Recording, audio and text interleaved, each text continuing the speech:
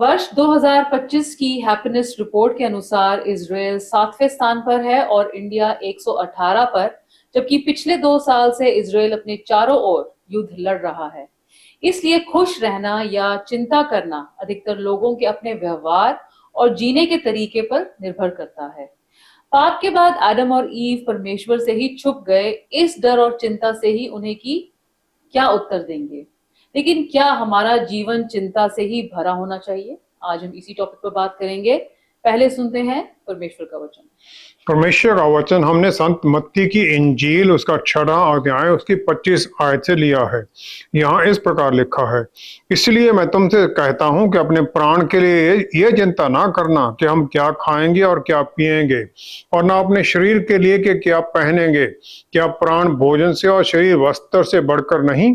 आकाश के पक्षियों को देखो, वे ना बोते हैं, न काटते हैं और ना खत्तों में बटोरते हैं, फिर भी तुम्हारा स्वर्गीय पिता उनको खिलाता है।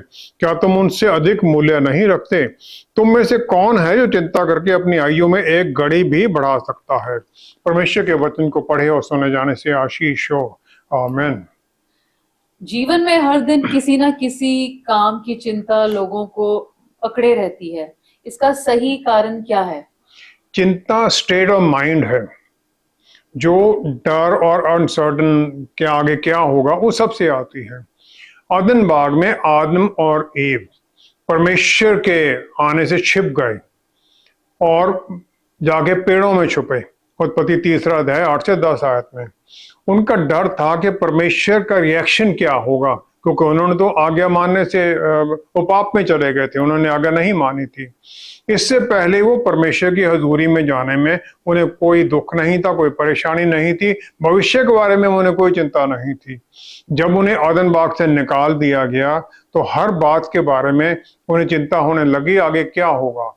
धरती को भी श्राप मिल गया उनके कारण, कांटे कटीरे उत्पन्न होने लग गए और उन्हें इस धरती की उपज से ही अपना जीवन जीना था और अपने परिवार के लिए भी। उत्पत्ति 3 की 18-19 के अनुसार परिवार के लिए भी उन्हें मेहनत करके सब कुछ प्राप्त करना था, ताकि हर दिन का उनका गुजर बसर हो सके। उसके बाद में जिस काम में शांति और खुशी मिलती थी वो भी दर्द और दुखों से भर गया। जो परमेश्वर ने आदम बाग में वो सब बहुतायत दिया था वो सब खत्म। उसके बाद में फिर उन्हें धरती की उपज से ही अपना गुजारा करना था। जो हम निर्णय लेते हैं वो सिर्फ हमें या हमारे परिवार पर ही असर नहीं डालता, बल्कि सब चारों तरफ हमारे दूसरे लोगों पर भी असर डालता है। परमेश्वर का अनुग्रह और मुक्ति का जो रास्ता है वो एक जरूरत बन जाती है, ताकि हम इस दुनिया की जो स्ट्रगल्स हैं, जो हमारे रास्ते में रुकावटें हैं और जो कमियां हैं, जो हमारी पाप की प्रवृत्ति है, उस सब पर हम जीत पाकर आगे बढ़ सके, उसमें उससे आगे चलें। फिर हमें इससे हम ये भी सीखते हैं कि जब हम पूरे मन के साथ, ध्यान के साथ काम करते हैं तो फिर हमारे जीवन के हर पहलू में उसका असर पड़ता है। परमेश्वर के साथ हमारा रिश्ता, जो हमारे साथ दूसरे हैं उनके साथ रिश्ता, और जो नेचर है उसके साथ भी हमारा रिश्ता ठीक होने लग जाता है। जो कांटे कटीरे हमारे रास्ते में रुकावटें बनते थे, जो हमारी फसल को नुकसान पहुंचाते थे, जो रुकावटें थी वो भी फिर हमारे साथ, वो भी हमारे जो दुख लेके आती थी, चिंताएं लेके आती थी, उन पर भी हम बल पाकर विश्वास के द्वारा आगे बढ़ने लग जाते हैं। हमारे परिवार के रिश्ते भी ठीक होने लग जाते हैं। उत्पत्ति 4 अध्याय 1 आयत में हम देखते हैं जो ये पाप का जो असर हुआ था वो हम देखते हैं। 4 अध्याय उसकी 1 आयत में हव्वा ने गर्भवती होकर कैन को जन्म दिया और कहा, मैंने यहोवा की सहायता से एक पुरुष पाया है। I have acquired a man with the help of God.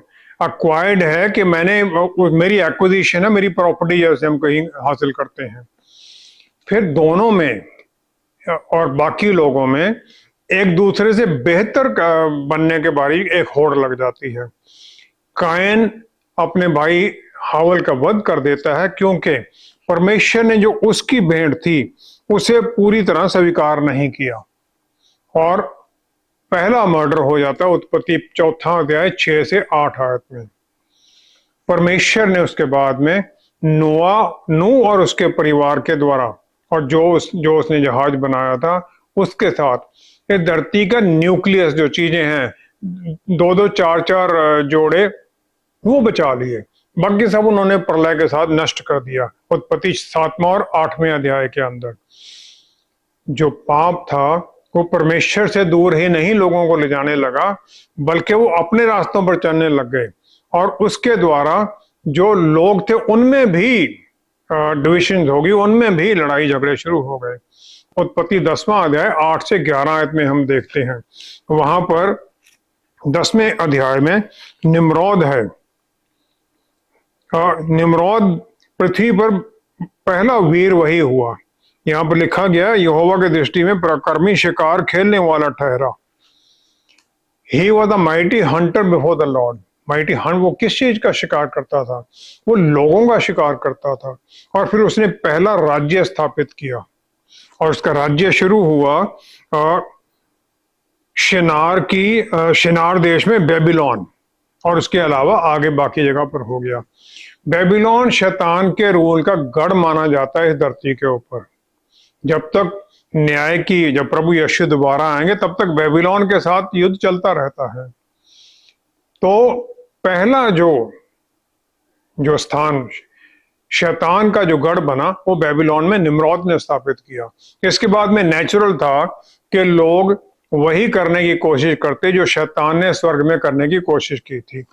फिर लोगों ने शिनार में इकट्ठे हुए और उन्होंने कहा, आओ हम एक नगर और एक गुम्मट बना लें जिसकी चोटी आकाश से बातें करे, इस प्रकार से हम अपना नाम करें जिसकी चोटी स्वर्ग तक पहुंच जाए। ये उनका मकसद था। और ये बेबीलोन के उसी राज्य से शुरू होता है। उत्पत्ति 11 की 4थी आयत में पाप के द्वारा हर एक के अंदर एक डर आ गया कि वो परमेश्वर को कैसे कंट्रोल करें और उसकी जजमेंट से हम कैसे बचें। उनमें ये हो गया, परमेश्वर न्याय तो करेंगे, हम उसको कंट्रोल करें। इसीलिए उन्होंने वो गुम्मट बनाकर स्वर्ग तक पहुंचने की कोशिश की थी। हम जैसे शैतान ने कहा था मैं यहोवा के परमेश्वर के तुल्य हो जाऊंगा, वही उसने भी कोशिश कर दी। कायन को डर था कि वो परमेश्वर हाबिल को पसंद करेंगे और वो आशीषों से वंचित हो जाएगा, क्योंकि श्राप के बाद में इंसान को धरती से अपना खाना और हर तरह की जरूरतें पूरी करनी थी। तो इस प्रकार उसे जो नेचुरल एलिमेंट थे, बारिश वगैरह, उसके ऊपर भी उसकी निर्भरता हो गई और बारिश सही समय पर सही अमाउंट में होनी चाहिए, उसकी चिंता बन गई।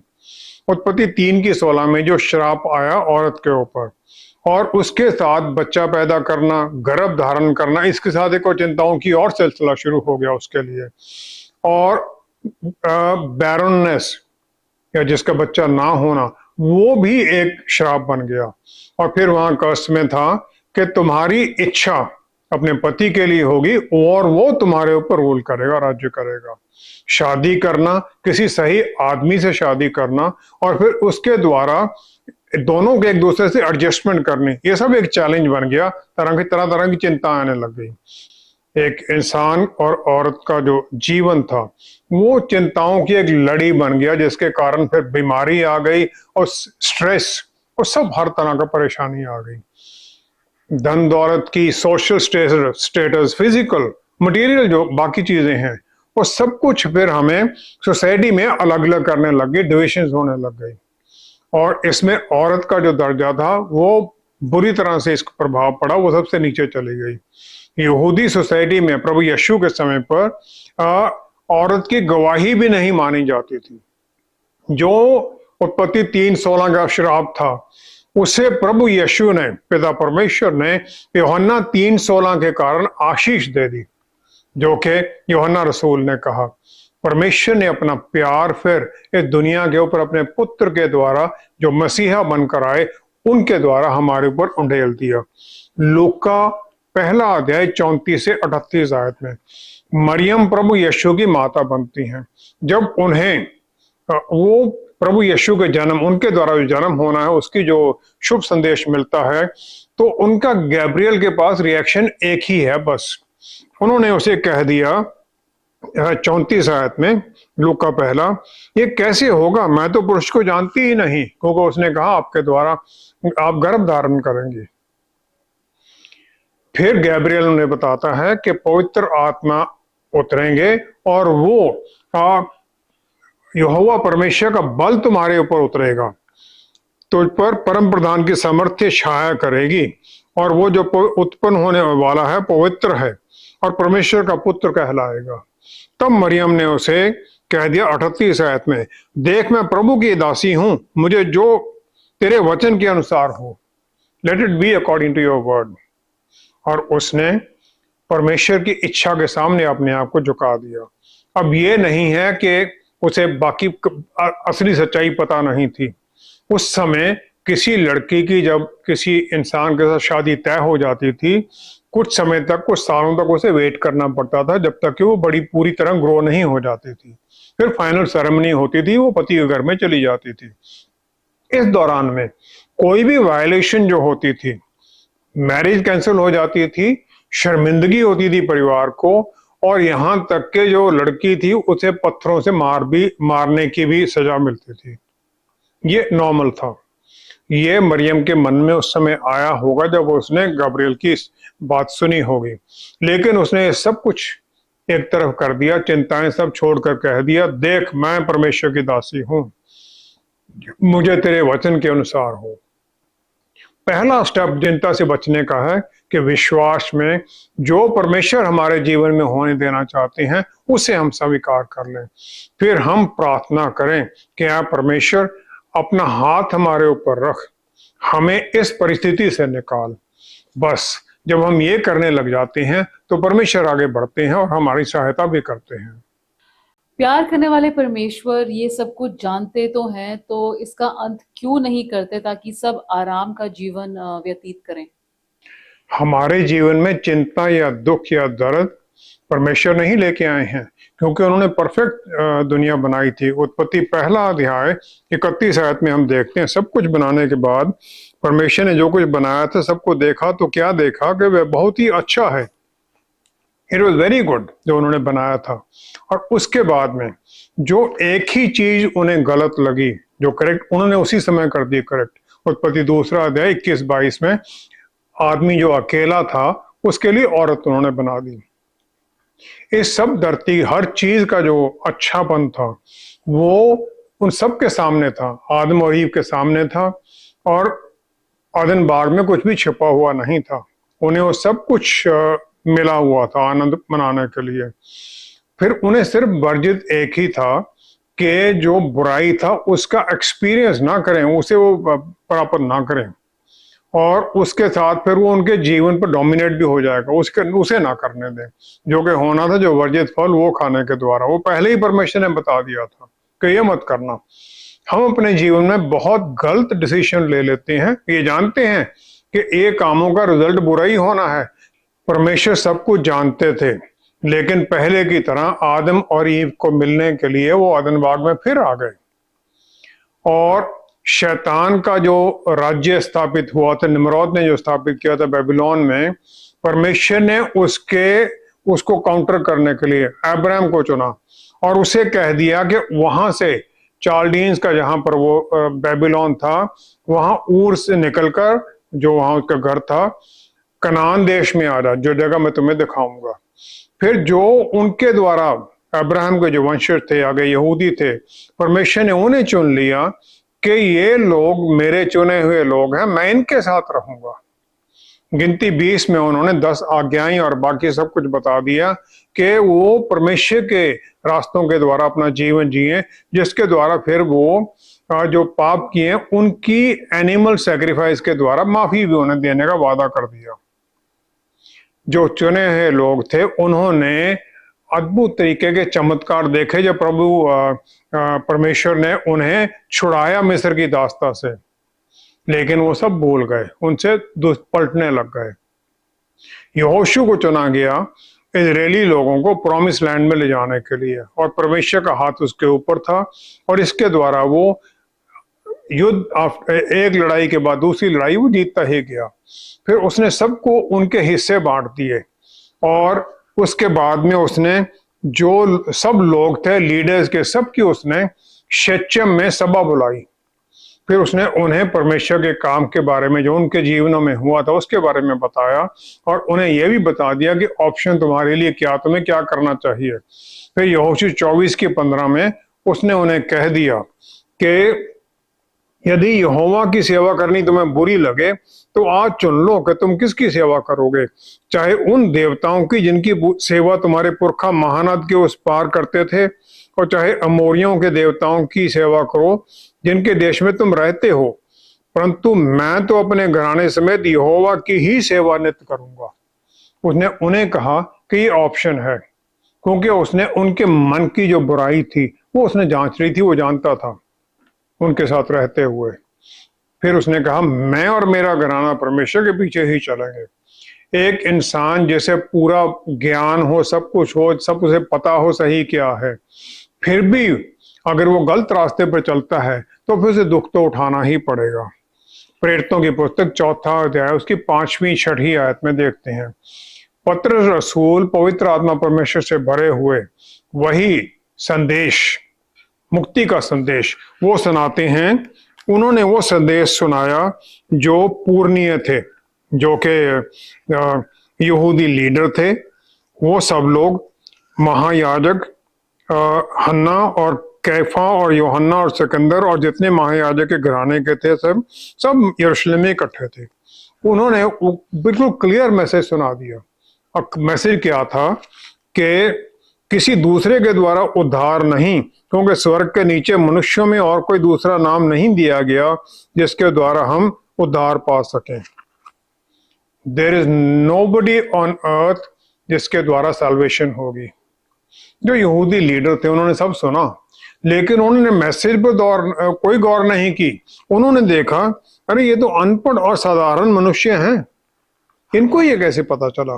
फिर उन्होंने आगे जान लिया, 13 आयत में लिखा है कि ये यीशु के साथ रहे हैं।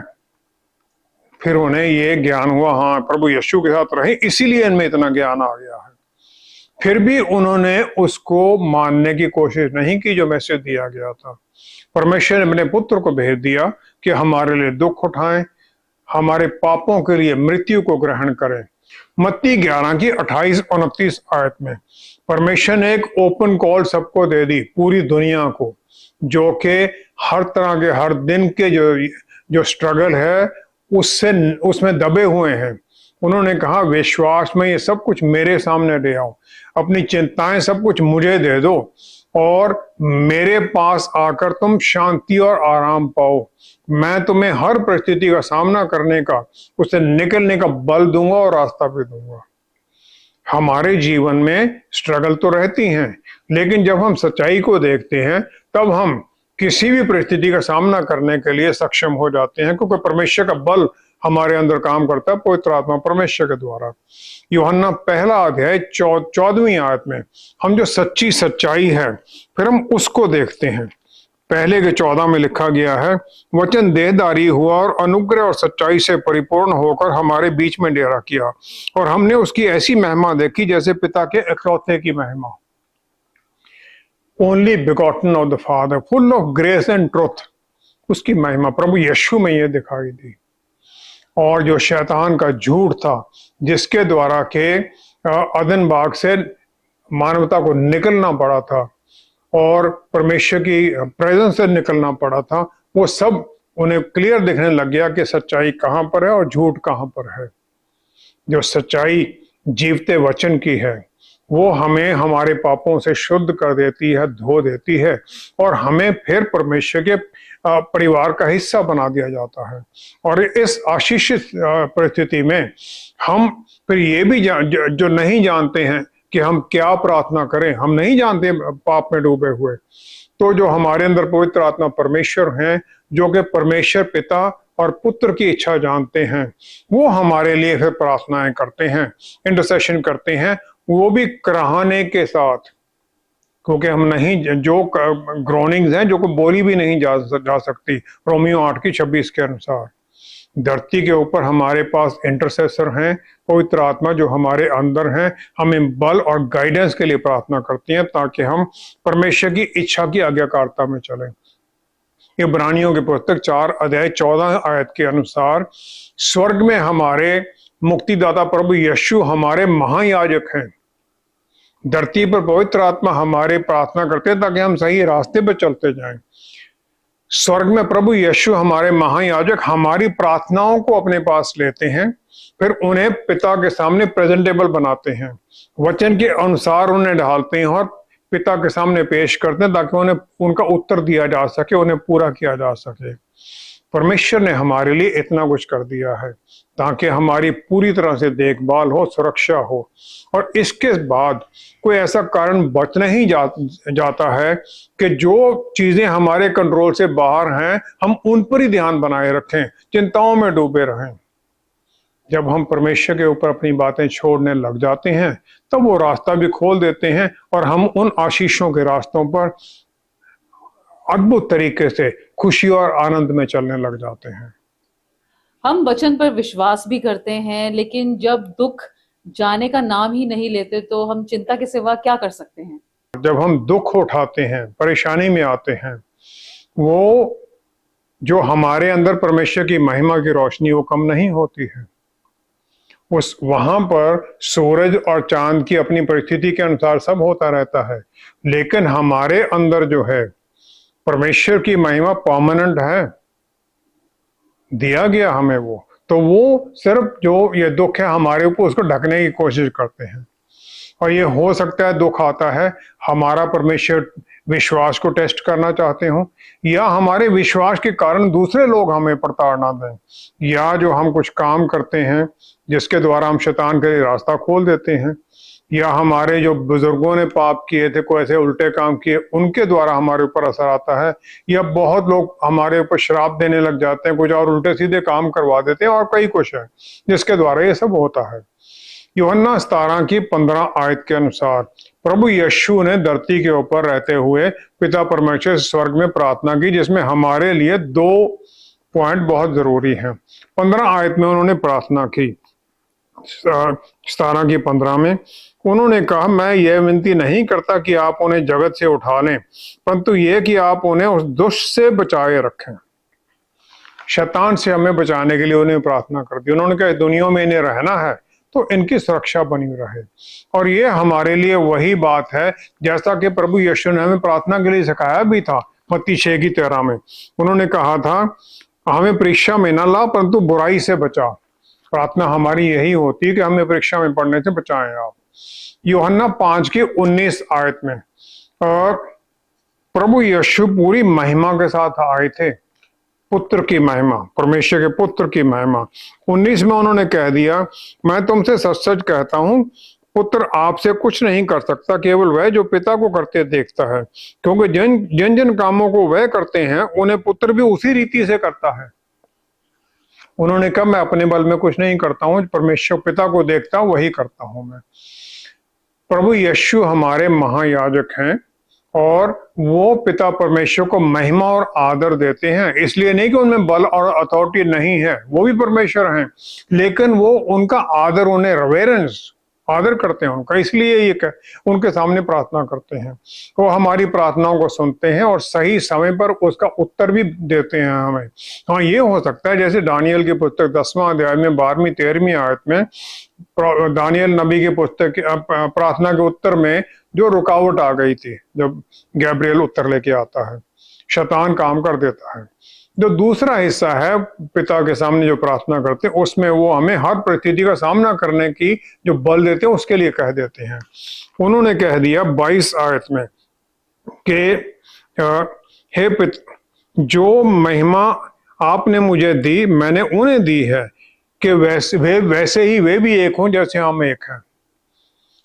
हमारे अंदर वो उन्होंने अपनी महिमा, अपनी शक्ति हमारे अंदर डाल दी, वचन की शक्ति, उनकी अपनी प्रेजेंस की शक्ति, और हमारे अंदर हर तरह के शैतानी अंधेरे की ताकतों पर अधिकार दे दिया। वो शक्ति हमारे अंदर दी है और जो उनकी महिमा की रोशनी है हम वो दूसरों के ऊपर जाहिर कर सकें। और इसमें चर्च में सब लोगों को इकट्ठा होना भी शामिल है ताकि दुख में और सुख में इकट्ठे रहें। हमें प्रभु यीशु की उसमें 3 बातें ख्याल करनी जरूरी हैं। पहला तो ये है कि चिंता किसी चीज को बदल नहीं सकती है। लूका 12 की 25 से 26 आयत में, लूका 12 की 25 से 26 आयत में प्रभु यीशु ने ये कह दिया 25-26 में, तुम में से ऐसा कौन है जो चिंता करने से अपनी आयु में एक घड़ी भी बढ़ा सकता है? कौन है जो कुछ बढ़ा सकता है? तो फिर जो चिंता है वो जो ऊपर आकाश में पक्षी उड़ रहे हैं उनकी तरह हैं, जो विचार हैं हमारे मन के। जब हम उनको अपने सिर में घोंसला बनाने देते हैं तो वो हमारे ऊपर हावी हो जाते हैं। विश्वास में हम डिक्लेयर करते रहे परमेश्वर के वायदों को, जो ये ऐसे विचार आते हैं उनको भगाते रहें। दूसरा है हमें हर दिन उसी दिन के लिए रहना है, कल की चिंता नहीं करनी है। भजन संहिता 68 उसकी 19 आयत में प्रार्थना की गई, धन्य है प्रभु जो प्रतिदिन हमारा बोझ उठाते हैं, वही हमारे उद्धारकर्ता परमेश्वर हैं, जो हमें हर तरह की आशीषों से भरते रहते हैं। पिता परमेश्वर, प्रभु यीशु, पवित्र आत्मा परमेश्वर तैयार हैं ताकि हमें हर तरह से सहायता दे सके। क्या हम उनसे सहायता लेने के लिए तैयार हैं? ये नहीं कि हमें प्लान नहीं करना, कल के लिए प्लान करना है लेकिन चिंता नहीं करनी है। तीसरा है हमें ये विश्वास रखना है कि परमेश्वर सक्षम है और तैयार भी हैं हमारी हर जरूरत को पूरा करने के लिए। मत्ती 6 की 32 आयत में, मत्ती 6 की 32 आयत में प्रभु यीशु ने सिखाया, अन्य जाति इन सब वस्तुओं की खोज में रहते हैं पर तुम्हारा स्वर्गीय पिता जानता है कि तुम्हें इन सब वस्तुओं की आवश्यकता है। वो जानते हैं हमें क्या चाहिए, तो इसलिए हमें वो देने के लिए भी तैयार है। जो उनकी हमारी जरूरत है उसे वो पूरा करते हैं। मत्ती 7 की 11 में जो इस धरती के पिता हैं उनके साथ पिता परमेश्वर को तुलना करते हुए प्रभु यीशु ने हमें सिखा दिया 7 की 11 में, जब तुम बुरे होकर अपने बच्चों को अच्छी वस्तुएं देना जानते हो तो तुम्हारा स्वर्गीय पिता अपने मांगने वालों को अच्छी वस्तुएं क्यों ना देंगे? वो तैयार है हमें सबको देने के लिए, हम वो प्राप्त करने के लिए भी तैयार रहें। फिर आगे है चौथा कि हम परमेश्वर को सबसे पहले ढूंढें। आगे प्रभु यीशु ने सिखा दिया, पहले स्वर्गराज की खोज करो, उसकी धार्मिकता की खोज करो तो तुम्हें सब चीजें दे दी जाएंगी। मत्ती 6 अध्याय 33 आयत में खोज करना है आज्ञाकारिता में, उनके वचन की, उनके रास्तों में, और उनका जो हमें बताया गया उनका चलन, उसके अनुसार चलना है। फिर हम परमेश्वर की तरफ देखते हैं ताकि हम उनकी इच्छा को जानें और उसके अनुसार चलें, और फिर वो हमारे अंदर काम करते हैं हमारी हर जरूरत को पूर्ण करने के लिए। हमें परमेश्वर के नजदीकी में जाने में टाइम बिताना है, और ये नहीं कि हम फंसे रहें उस खड्डे में जो हमारे विचार हैं उनमें हम डूबे रहें, बल्कि हम परमेश्वर के वचन में, उनके बल में साथ जुड़ने की कोशिश करें, उनकी आशीष में चलें। जब हम ऐसा करने लग जाते हैं तो परमेश्वर हमारी चिंताओं का हल भी बताने लग जाते हैं। पवित्र आत्मा परमेश्वर हमें वचन याद कराते हैं, सिखाते हैं, वचन की भरपूरी में फिर हमें रास्ता भी दिखाते हैं, और फिर हम चिंता रहित जीवन जीना सीख जाते हैं, जीवन जीना सीख जाते हैं असल में। आइए हम प्रार्थना करें। पिता परमेश्वर, क्या ही धन्य हैं आप, हर तरह की चिंता अपने ऊपर उठा लेते हैं, हमें हर तरह से आशीष देते हैं, पवित्र आत्मा परमेश्वर द्वारा बल देते हैं, शांति देते हैं। बस इसी प्रकार आपकी शांति में, आपके प्यार में हम चलते जाएं, हर कमजोरी पर जय पाए हुए आनंद और खुशी में बने रहें। बंद दरवाजे खुलते जाएं और हमारे जीवन के द्वारा आपको महिमा मिले। पिता परमेश्वर सब कुछ प्रभु यीशु के पवित्र नाम में मांगते हैं, आमीन, आमीन, आमीन। पतरस रसूल विश्वास में किश्ती से निकलकर पानी पर चल तो पड़े, लेकिन जो ही उन्होंने प्रभु यीशु पर से नजर हटाकर तूफान की ओर देखा, पानी ने उन्हें निगल लिया। हर काम करने की क्षमता तो हमें परमेश्वर ने दे दी है, पर क्या हम सामने बाढ़ में आई हुई यरदन नदी में उतरने के लिए आगे बढ़ते हैं? जो ही हमारे पैर उसको छू लेते हैं, सब कुछ बदलने लग जाता है। Thank you so much for watching. See you next time. Stay blessed. Shalom.